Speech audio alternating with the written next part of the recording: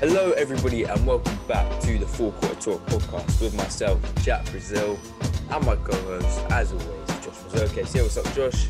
Yo, Lakers lose, we all win. And our third co-host returning for, I think, his fourth episode on the podcast now, Matas Baranauskis. How are you, Matas? I'm good, thank you. It's been a rough few weeks for you, both of your Latvian centres getting booted out of the playoffs, and now I'm sorry. Lithuanian. Yep. Apologies. Lithuanian. And your Boston Celtics also getting the gentleman sweep by the Nets. But that was expected. Was that a series? I forgot about that series. I'm not gonna lie. Yeah. They felt like scrimmages, those games. Yeah, the Nets about to finally have their first playoff series now. Yeah, exactly. Yeah, for real. They're playing. What a series that is looking to be, the Nets Bucks, but we'll get to that later. The big news coming out of Portland today, well, not today, yesterday. Terry Stotts has been fired finally after, I think, 9 years with the franchise, joining in 2012, and just 9 years of kind of failing to meet his expectations. He's finally been let go. Dame is posting cryptic messages on Instagram, kind of hinting that he might want to leave after claiming he'd be a trailblazer for life and, riding out this whole journey. So, tough times for the Trailblazers, who fall 4-2 to the Denver Nuggets. In that game 6, they blew, I think, a 20-point lead. For the Nuggets came back from 20 down, and that's what the Blazers do, man. That's what they do. Yeah. You remember the Golden State series. Yeah, and Dame dropped 55 in game 5. That still wasn't enough. When you got CJ McCollum shooting 7 for 22. Got him stepping out of bounds. I think the rest of their starters shot like 1 for 19 in overtime or something. They had that was like a LeBron game 1, like finals game, but they had like 3 JR moments. You got CJ stepping out of bounds. You got Covington missing 2 dunks. Yeah, man. Yeah. Right. Rough times for the Blazers, who, remember, just I think 2 years ago made the conference finals and got swept. They got swept, but conference finals nonetheless. That was one of the worst sweeps I've ever seen in my life, because they, as I just alluded to, like, they had 20-point leads like towards the fourth quarter, like every game. Yeah. And lost. Like that's insane. Do you think the CJ McCollum and Damian Lillard era is time to end it? Do you think they've taken this team as far as they can? This is what I think. I think them winning the OKC series is maybe the worst thing that could happen for like Dame's career. I think that made them waste like another 2-3 years of Dame's career, because they probably should have split it then. But then, because they made that conference finals, they thought, oh, like, we've got something here. But I absolutely don't. They've now got what with Powell now. They've got three starters under 6'5", which is just not a winning formula at all. They've got no roster flexibility, because down there they give maxes to down there every player. Dame's 30, so he's towards the end of his prime. Well, the way he plays, he's not the end of his prime, because he's a shooter. He can extend his career, but they've just reached their ceiling as currently constructed. They can make minor tweaks here and there. By the end of the day, they're not attracting any star free agents, and they don't have the assets to trade for anyone, because the one asset, I guess you could say, they had, the young asset, was Gary Trent, who they used on Norman Powell. So, it's a pretty bleak situation.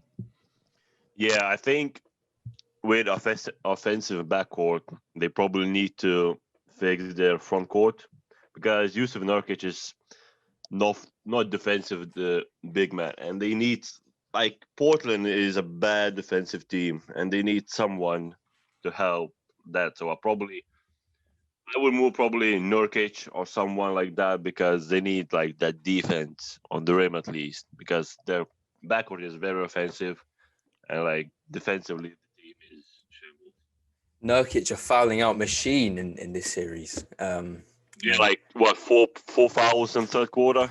Yeah. I mean, we know Jokic is almost unguardable, but to just beat him up is a new tactic, to be fair, and clearly didn't work, because I think Jokic still averaged like 32 in this series. Yeah. But no one's been able to find that answer for Jokic. But yeah, the Blazers are in a real tough spot at the moment. They're one of those franchises where their future is kind of in that purgatory. You know, they've got the talent to make the playoffs every year, but do they want to keep that kind of first, second round exit level that they've been withstanding for the past kind of decade, almost ever since Damian Lillard hit that buzzer beater against the Houston Rockets back in 2013, I think. They've kind of been in that purgatory. So yeah, rough times for the Blazers, man. Who would you guys like to see take the head coach job in Portland? I mean, there's not the two candidates they're leaning towards are Chauncey Billups and Jason Kidd. And Dame has explicitly said that he wants Jason Kidd, which I hope they get Jason Kidd because I don't want Jason Kidd as Celtics. So. Honestly, I understand it because obviously he's a player's coach, but I mean, yeah, he's not gonna. Doesn't have the best track record. He's just a bold Terry Stotts, to be honest. Yeah. So. I mean, Terry Stotts is just gonna shave his head and pretend he's just walk back into the arena. But yeah, tough times for the Trailblazers, man. We'll see where they go from here. Nurkic was also kind of hinting in his post-game interview there that his time with the Blazers might be done. So we'll see. It'll be a very interesting scenario. Do you see a scenario where Dame is traded? Any of you? I think he has to really demand it. I think eventually they'll be like, okay, like they'll respect what he's done for them and they'll move him on. But I don't see an Anthony Davis situation where Dame's like, trade me here, I have to go here, and makes it ugly. I don't see that. That's not really his character. Yeah. But sorry. I think it will be. I don't think they will trade it to him, but if he asks like, "Oh, I want to be traded," I gave him my all here, then I think they will say, "Yeah, thank you for like your time." And I think it's going to be find the best position. Yeah, I think it's going to be an OKC Westbrook situation. Like, there's not going to be any drama. Like, it's just going to be. There's going to be no jerseys burnt. Yeah. I mean, how much more can Damian Lillard give to the city of Portland? I think he's given every. It depends where he gets traded. If he gets traded, then we'll see if any jerseys get burned.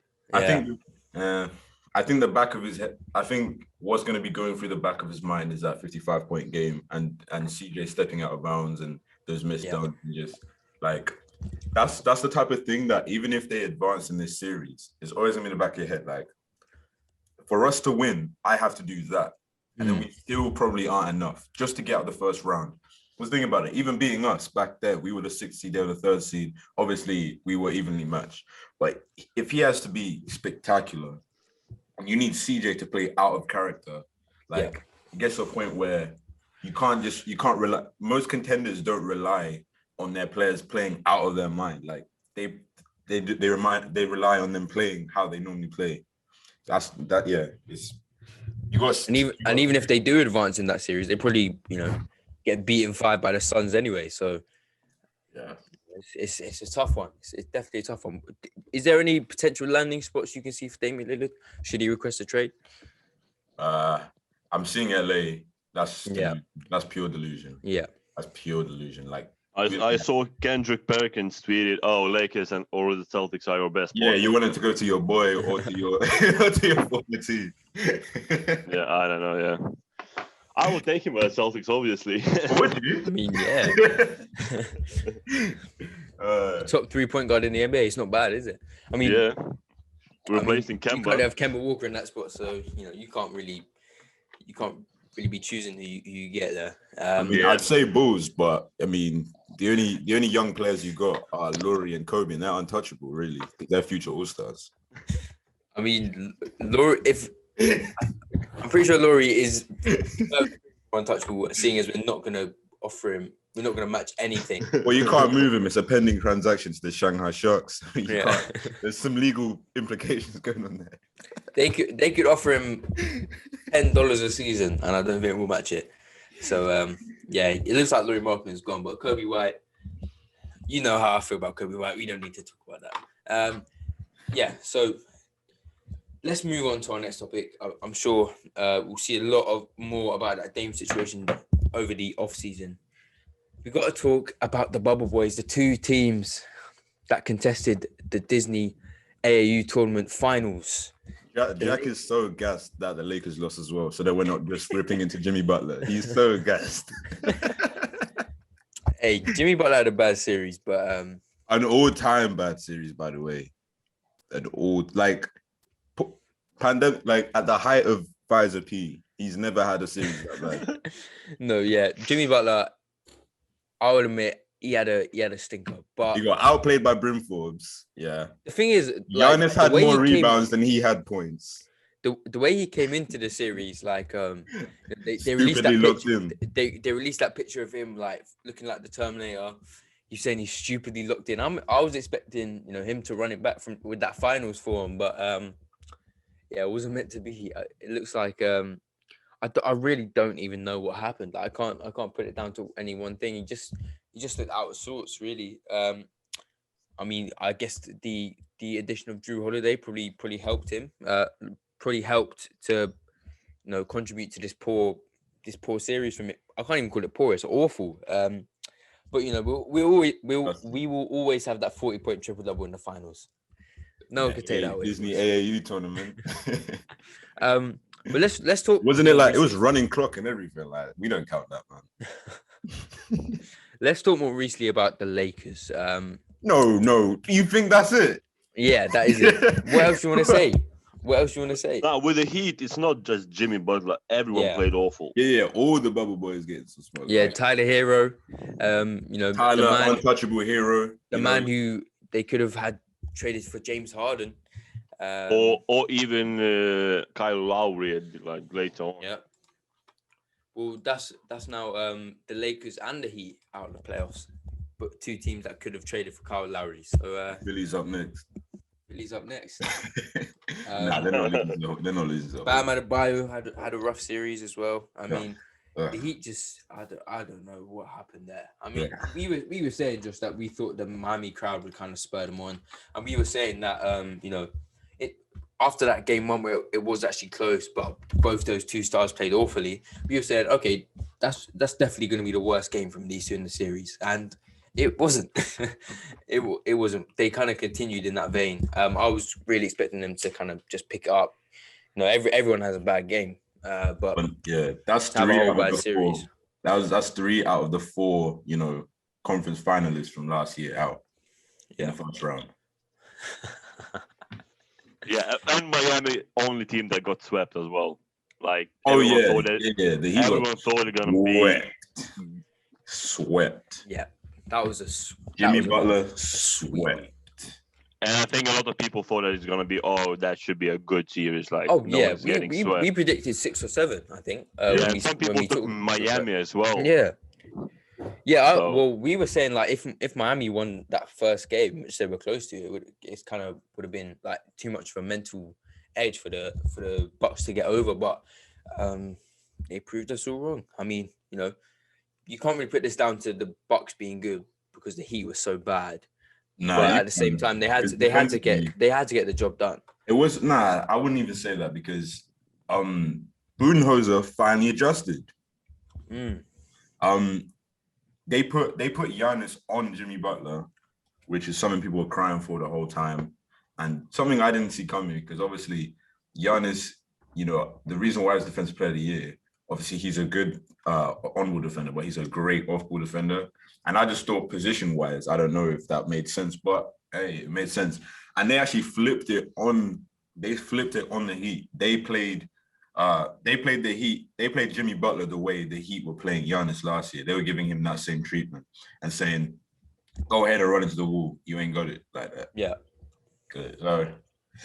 Yeah, Justin, fair play. This series against the Nets is going to be.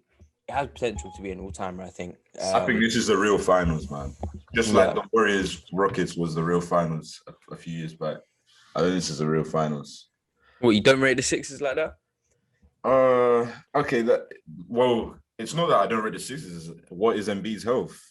Yeah, everything is on Embiid. And he has that partial tear, doesn't he? So Yeah. I don't see Simmons turning into LeBron anytime soon. So yeah. Well, Simmons played like 5 in the last game against Wizards, so we might see that. yeah, but that isn't beating the Nets. Tobias Well, Harris I is going to think- have to turn into prime Kobe if I think he would be Embiid is out. healthy against the Nets. They need to get through Hawks first. Yeah, they need to go through the Hawks. Yeah, the Hawks look really good in that first round as well. Is Ben Simmons going to stop himself though? Because the aggression, you start to actually show some aggression towards the end of that Wizards series. But is that going to carry through? Because that's always been the issue with him.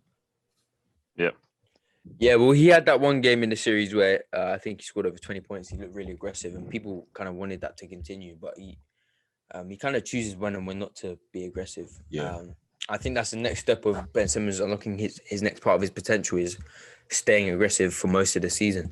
You've got Embiid there who's got a very high usage rate, but especially when Embiid's off the floor, he's got to be the guy that kind of takes the initiative. And you're the on-ball player, so you need to bring Yeah. that. And especially if Embiid's out, you have to. You have to. You You don't do have to have to score feel- the most. You don't have to score the most, but put pressure on the defense. You do have to feel sorry for the Sixers almost though, because like obviously they're not out of it yet. But Never. I feel like if they had a full healthy roster, they would be probably not the favorites because the Nets are there, but definitely a bigger contender than they are now. It's been tough for them. Like they've had to juggle so many injuries, and especially to Embiid as well. It finally did look like the one season he was going to play away 80. Sorry, not 82 because it was a shortened season, but it looked like he was going to play all the games. Then he got that injury, and now it's kind of lingered on into the playoffs. So that's unfortunate for them. And I think that series against the Hawks will be really interesting. I still do expect the Sixers to go through, but the Hawks are on fire right now, and they've got all the momentum in the world. I mean, I think Trae Young's done really well for his image after this series. Absolutely. He's kind of shoved himself into everyone's talking points. With that bow, that was a very cold move. What a stage, man! Madison Square Garden. Exactly. Reggie Miller said it like he's the new Reggie Miller. Nah, The enemy of the forget Knicks. Reggie Miller, man. Trae Young's the owner that they always needed, man. Like they've been complaining about Dolan all these years, and now they finally have. They finally have the owner they always wanted. Man. So, shout outs to. But hey, man, MIP missing in playoffs. Whoa. Oof. Let's talk about that. Whoa. But the lights too bright for Julius Randle with the fans back in the crowd. Stephen A. Smith says them lights got bright, backsides got tight. Like, whoa, he looked like the most regressed player, man. What's going on? Most regressed player.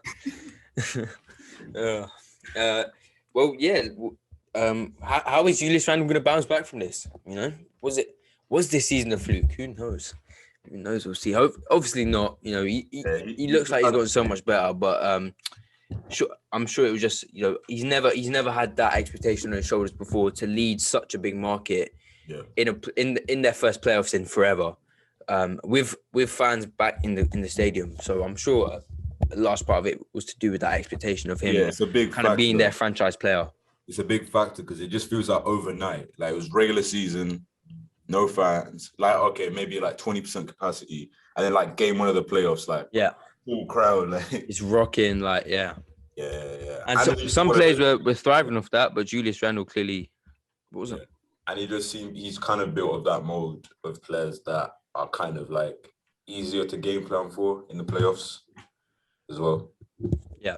So, but we're still dodging the main issue here. Of course. Bubble champions. Oof. The Larry O bubble winners. Mickey Mouse trophy.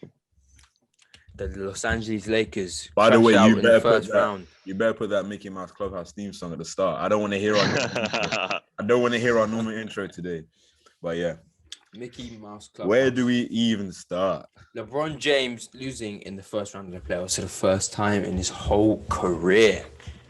And, largely this is not down to him. He had a pretty decent first round. It's those other role players. Dennis Schroeder, I'm looking at you.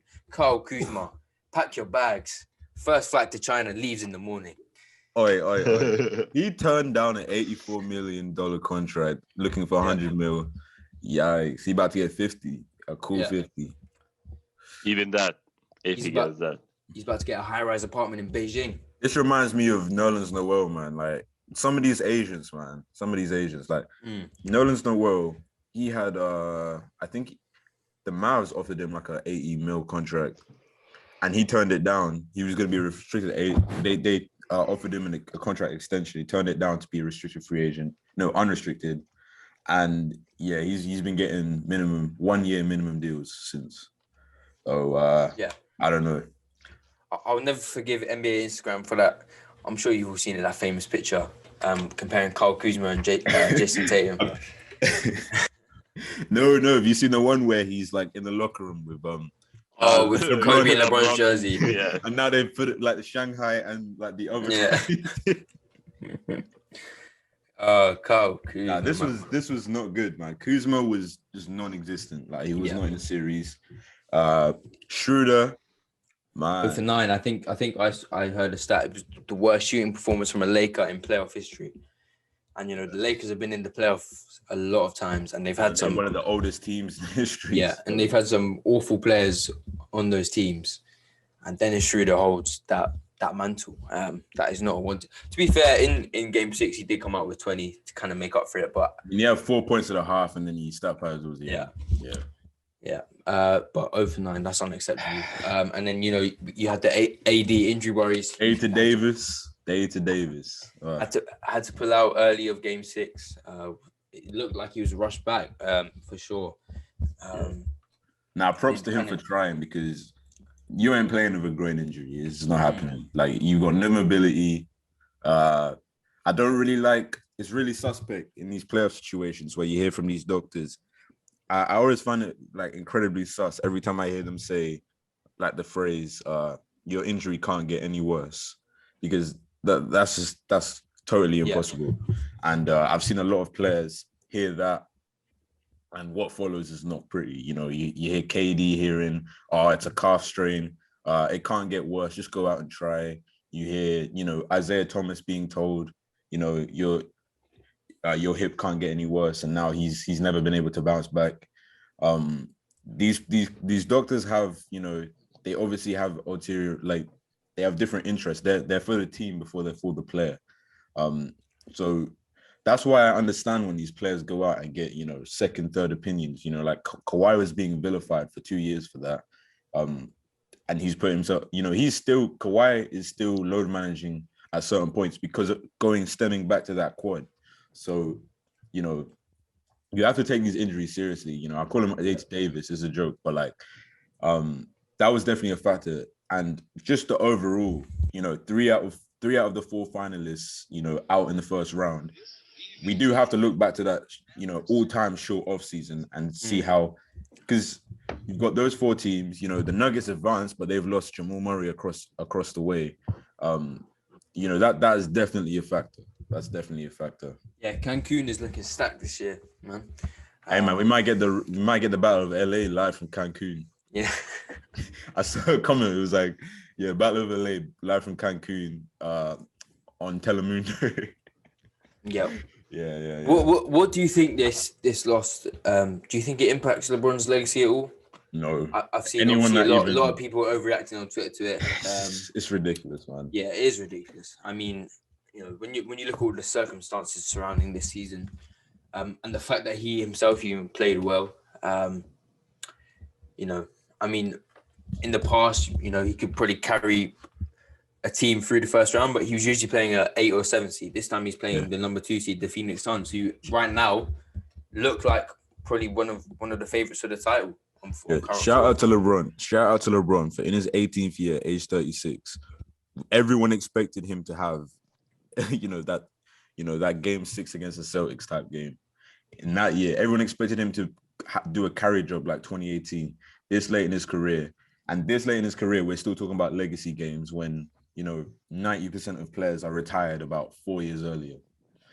So yeah, it's ridiculous. His legacy is set. He can only make it better by winning rings. Yeah, he can't make it worse. He can't make it worse. You know, No one's gonna remember this series in LeBron's legacy. They're gonna, LeBron's remember the only everything else. person that's not allowed to lose. I swear, like no one nitpicks this hard, like this late in his career. What was like? No one talks about Kobe's 18th career. I mean, 18th year. Like, yeah. But just looking at this loss though. So I said it's short off season, but also the Lakers made some unnecessary roster changes. I mean, it's quite rare. It's quite rare that you see a team make significant roster changes after winning a championship, especially in the fashion that they did. You know, they only lost one game in each series up until the finals, where they only lost two. Pretty dominant run, and then they changed all these key pieces that they had. You know, they tried to be too smart with it. Tried to look like they won the offseason by signing these bigger names. But you see players like Dwight Howard, you know, contributing to the Sixers right now. You see, they lost their identity. Their identity was their size, was their ability to dominate down low, and also be able to switch to be a smaller team as well when needed. So they were able to adapt to every matchup. You know, when it was the Rockets, they were able to adapt and be smaller. Have AD at the 5. When it was, you know, the Nuggets, they would put that pressure on Jokic with, you know, Dwight with JaVale, and they just lost their identity by trying to change too much. And, you know, normally defending champs run it back with the same roster. Yeah, Matas, I'm sure you're relieved that your Celtics didn't pursue Andre Drummond any further. Oh yeah, I didn't want him at the first place as well. Like because at the time we had already Rob Williams and Tristan Thompson. Like I said, no, please don't do that. And yeah, like, and as well they signed Montrezl Harrell, and he barely played in the series. So I don't know what's up with that. And Yeah, this I was mean, just you know, you looked at those two additions of Dennis Schroeder and Montrezl Harrell, and like thought the Lakers were almost formidable, and then, you know, you've got Dennis Schroeder shooting 0 for 9 and Montrezl Harrell not barely even playing. I mean, that clearly hasn't gone to plan. You know, the last big 3 signings the Lakers have made have kind of all been misses almost. You know, like it looks like when they look to better the roster, it looks like they've kind of worsened it in a sense. Man, if it ain't broke, don't fix it. Exactly, for But sure. just going back to Drummond, I mean, we said it on day one. Like, why? You know, why Yeah. he's being overrated here. He didn't bring a lot of value. It's not his fault, but that's just a player he is. The Lakers, I don't really know where they go from here. Obviously, if they where they were smart with a lot of these decisions is that they don't commit too long term to certain players. So they're gonna have to roll the dice again and see how they're gonna react with this. But they might have to get a bit aggressive and actually try to get a third star, not just to be great, you know, just like to match up with Brooklyn or whatever, but just for the fact that as LeBron continues to get older, it's clear that he does need another player next to him that can take the load off him, take the pressure off him. He needs another playmaker with him, a Kyrie Irving type style player to take, because Another ball handler. Yeah, because LeBron at points of this series, he looked like he was trying to attack and be aggressive. I mean, it was an uncharacteristic amount of missed layups, especially in that game 7. That last game. It was just a lot of missed layups. It was a lot of him trying to force the action. You could just see in his eyes, like he was trying to do what he used to do. But he's at the point of his career where he can still dominate you statistically. He can still have an effect in the game, but he needs to pick his spots more. So he needs that player that he can play off. Well, Schroeder's supposed to be that guy before the season. Yeah, he was. But that didn't work out. So, and when you got Schroeder leaving OKC, nothing. You got Billy Donovan trick, yo. Something about that OKC, man. He stays finessing, man. He stays. Is Schroeder up for an extension this offseason? Yeah, I think he's just a free agent. Okay. Well, do you think the Lakers will try and re-sign him? I mean, he seems like he wants to be, but he wants the bag, don't he? Well, he's not gonna demand too much of a bag now. Yeah, he's ruined his value. But I remember throughout the season, I think the Bulls were targeting him as well. There's a few. Hell. I mean, very significant upgrade from your current point guard. So the sad thing is, I don't think it is. Is it? I mean, nah. Schroeder should be like your third option or so, because obviously you still got that Lonzo dream going. I mean, that role off the bench suits him down to a T. And, yeah, that's the first thing I clocked. Like when he first, I think he was thinking of the bag. He was probably getting some bad advice from agents or whatever. When he first signed there, and I'm thinking, see, that was one of the first. It was kind of a double mistake with signing him.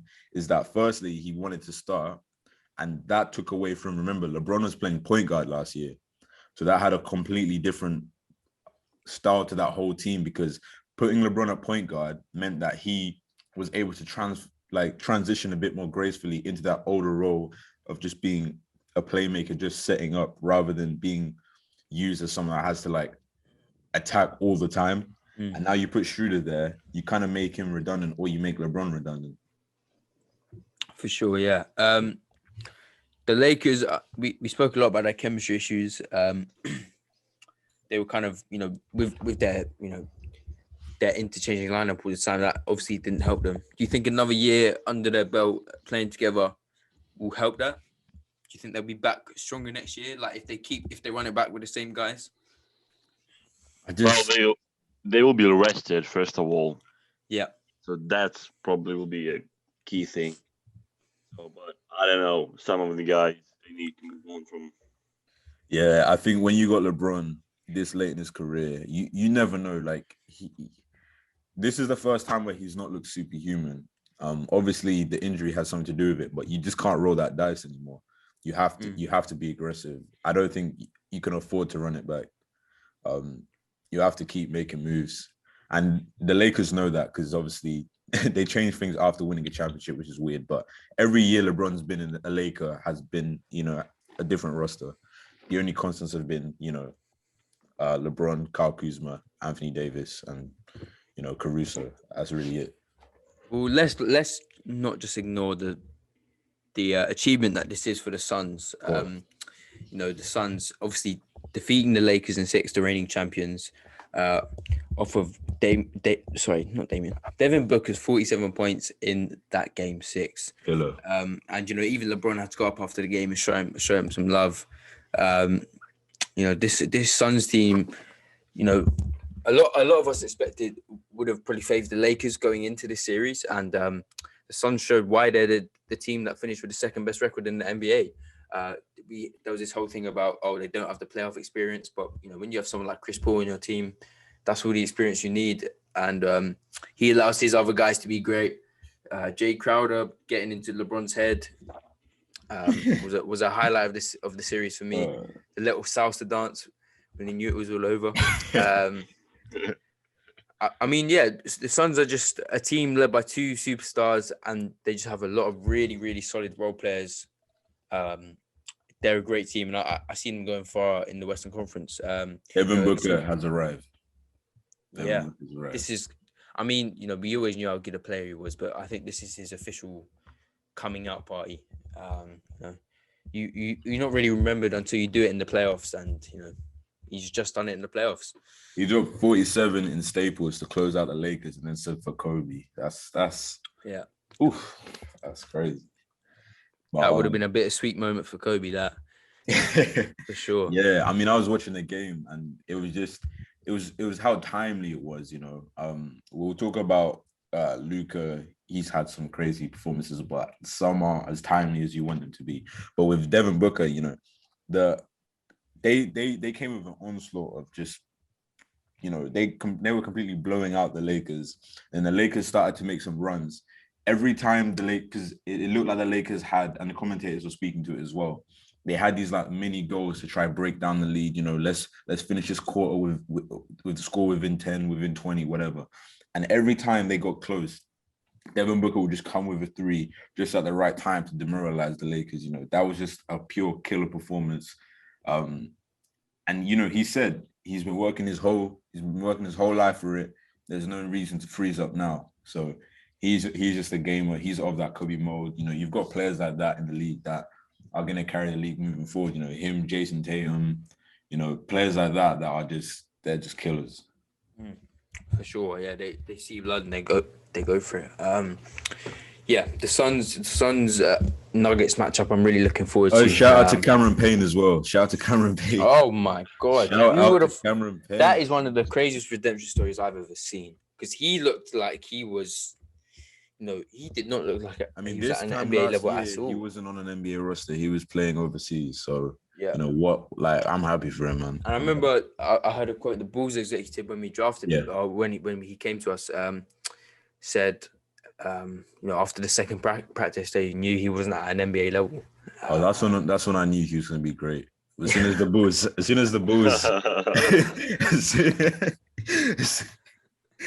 as the Bulls talent evaluators say that he's not an NBA player, you already know what's up. Yeah, for sure. Let's talk about, though, you alluded to Luka. The one series that's gone to a game 7 is the Mavericks Clippers. Obviously, a repeat of that bubble series last year. I watched this game this morning, and Lucas comes out the gates really hot, and I'm thinking, I was coming on here ready to say that Luka showed that he's the best player on the court out of Kawhi Leonard and Paul George. Kawhi Leonard must have heard that, even though I watched it after the game, so it doesn't really make sense. But he must have heard that and said, okay, let me prove these people wrong. Let me show you who's a real playoff king. And in that second half, he was getting whatever he liked. I mean, the mid range, his mid range is automatic. It's kind of over as soon as he rises up for that. He hit 2 massive threes in the fourth quarter back to back to kind of put the game away. Tied his playoff career high with 45. When you talk about players that really step their game up before the playoffs, I think Kawhi Leonard is top of that list. Yeah, the Lakers went down and they're smelling blood. They're like, okay, it's open right now. The West is open right now. And he's stepping up to the plate. But this series is so strange, The the home team is 0-6 in this series. Like, I think that's the first time in NBA history it's ever happened. Right after a season where there is no home court, and now it's a road court disadvantage. But as you said with Luka, he's had some crazy statistical games, but his late game struggles throughout the game. It just gets worse and worse because so this is Luka Doncic's stats in this series by the quarter. So in the first quarters, he's got 66 points overall, 51% shooting and 43% from 3. Second quarter, 61% shooting, 58. Third quarter, 48 points, 46% shooting, 38. But then in the fourth quarter, it drops down. He's got 29 points, 31% shooting, and 25 from 3. So he's either gassing out, the Clippers are applying pressure, but he has his hot starts. And in the game before, it didn't matter because they got to such a big lead that by that point it didn't matter. But the Clippers just haven't been able to take advantage of it. But last night, Kawhi just on both ends of the floor was just showing his superstar prowess. He was taking on that Luka matchup, and part of just them being able to turn around the series, from that 2-0 from that 0-2 hold that they'd surrendered, is that they started to actually take it personally with Luka, because before, he was saying you're too small, saying all of that, laughing in their faces and things, and they had to step up to the plate. But one thing though is, man, Pandemic P, and we're not talking about the Clippers one. Pingus, Porzingis. Triple singles. Not talking about the Clippers one. Triple singles. Man. Yeah, I watched this game, as I said this morning, and he looked so uninterested almost on offense. Like he was never showing for the ball. The Clippers are playing the small ball lineup, so you would expect him to use his size to his advantage, but he doesn't do that at all.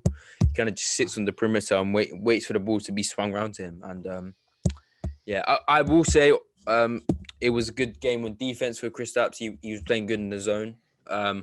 So at least you're giving him that. But I think he's too talented to only be giving you it on the defensive end.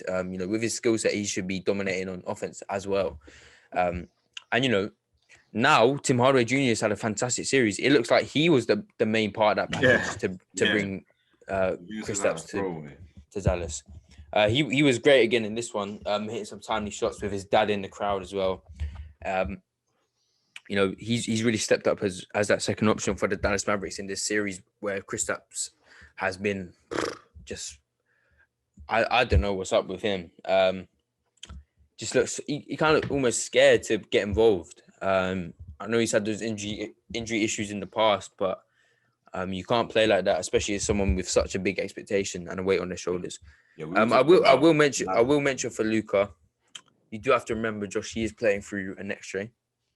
So, I feel like that's probably why he's getting worse and worse throughout the game, kind of. And there was also that in that game 5 where I think he scored or assisted 34 of the last 37 points. Yeah, I remember. Game. No, I think he. It was 31. It was the whole game. He scored and assisted on 31 out of like 30.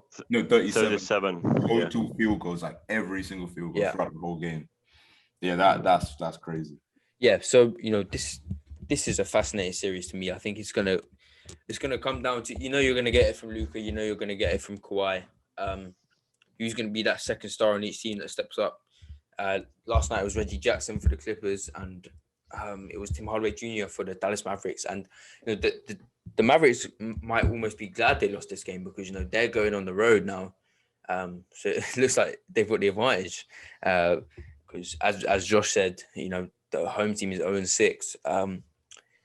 I just feel like Kawhi is he sees in front of him. He knows how to get the job done in the playoffs, and he sees that a third ring is in sight, is possible right now. And I think he's woken up and decided, like, I'm ready to come through. So at the end of the day, it's a game 7. How many people on the court have even experienced a game 7? Kawhi is ready. Yeah, and for Mavericks, Porzingis needs to step up, because whole series was Hardaway Jr. second best player, and like Porzingis was. I think this whole season is what disappointing from him. Sure. So he needs to step up. And this is the type of game for Porzingis that he needs, not just to go through this game, but if he can come through in a game 7, that's the type of thing that might be able to power him throughout the next series. So. And the fact that Facundo Campazzo is averaging more rebounds than him is it's disgrace. He's 7'3" and he's 5'11". Facundo is 5'11" on a good day. And, that's crazy how the Mavericks have a backcourt of 7'3" and like, how tall's Boban? 7'6", 7'4". No, 7'4", I would say. 7'4", yeah. 7'4". Yeah. That's crazy, and it's clear that's the strategy to kind of combat the Clippers' small ball lineup, and it works at times. There was a lot of times where they were just kind of chucking it up to Boban and hoping he caught it, So it kind of does work, and they were playing a zone against this Clippers defense, and you wouldn't expect those two players to be well in a zone, Kristaps and Boban, but they were moving their feet quite well, getting deflections. The height and length that they have is just so they should definitely be exploiting that more. I think a lot of the times they would just settle for Luka isolation, which isn't a bad idea because it's Luka Doncic, but at the same time, when you got that glaring mismatch, like you got Marcus Morris, you got Boban posting up on Marcus Morris, have fun. But I think that is a bold move from Rick Carlisle to start Boban. But he's shown his worth. Seeing him start play in a playoff minutes. But it's working, to be fair. Very well. Boban is a very good passer as well, so he'll find the people in the corner.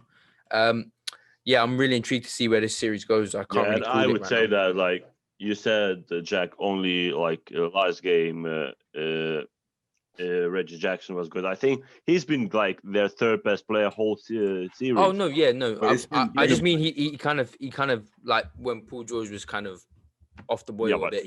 This whole series, like Reggie Jackson is. He's been great for them the whole series.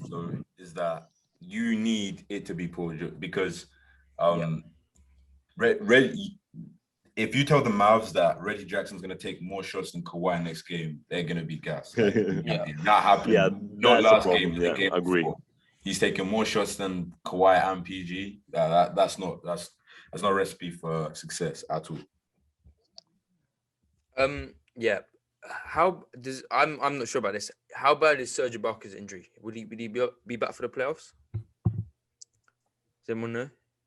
Because I think they do miss someone of his size. Because when they do face these taller teams, like the Mavs lineup is one of the tallest in the league. They're gonna need someone like Serge, I think. He's listed as day to day. So He was in street clothes, so I didn't think he was that close. But yeah, they're gonna need him back as well. The Mavericks. I mean, not the Mavericks. Sorry, the Clippers. They've got a lot of players that can contribute. It's just a matter of if they will. I mean, on paper, that team should be the title favorite by a mile with how deep that squad is. Well, they've got the staples to them. They've got the Staples Center to themselves now, so they better turn up. Time to get that banner up. Win some fans over. Exactly. That's not happening. Yeah, that's not happening. That's not happening. Yeah, I think. Do we have anything else to talk about, boys? All right, let me see. Oh, we can just quickly preview Bucks Nets a little bit. Okay, cool. Bucks Nets. So as we know, the Nets defeated your Celtics in 5 games. Matas wasn't really much of a series there, apart from. But No, I think everyone realized that the only time the Celtics would win was if Jason Tatum dropped 50. yeah, And the one time he did win was when he dropped 50. So yeah, we were conflicted. In a lost episode, we were talking about the possibility of the Celtics going to the playoffs to either face the Nets or the 76ers. And one thing we did talk about, as much as it was they were going to be a first round out, just giving Jason Tatum as many playoff moments as he can have, and that is going to be big for his future. Having just showing up and having crazy scoring performances and showing the player that he is. That's valuable experience. Any playoff experience is good experience. Yeah, and KD was talking about the matchup against Jason Tatum, that he was like, he respects Jason Tatum and he hates that he's in the same conference as him, because he will need to play against JT for a while now. So The highest respect you can get, really. he better count himself like he's not in the same conference as Kyle Kuzma. Man, Lakers fans are really saying that, weren't they? Wow, time flies. One Summer League championship and they lost their minds. Man, hey, at least he's got the real thing now, Kyle Kuzma.